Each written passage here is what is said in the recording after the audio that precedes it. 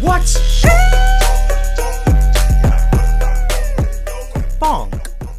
If you were to ask two different Phonk fans what their favorite Phonk song was, you'd most likely be given two completely different Phonk favorites, as the new school Phonk fan might show you an artist like Ghostface Playa, and the old school Phonk fan might show you an artist like DJ Smokey. Now, while both these artists do in fact fall under the category of being Phonk, the sound you probably most associate with being Phonk is actually its subgenre called drift funk.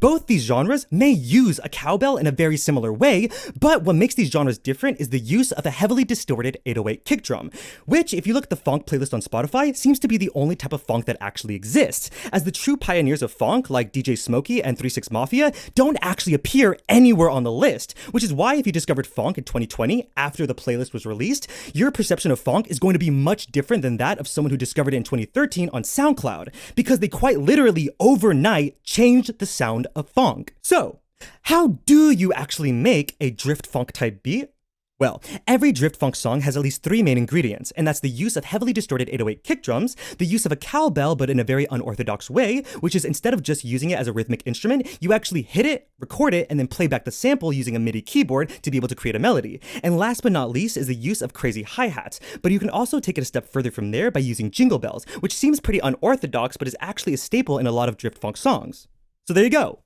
Now whenever you hear these genres, you'll never have to ask yourself,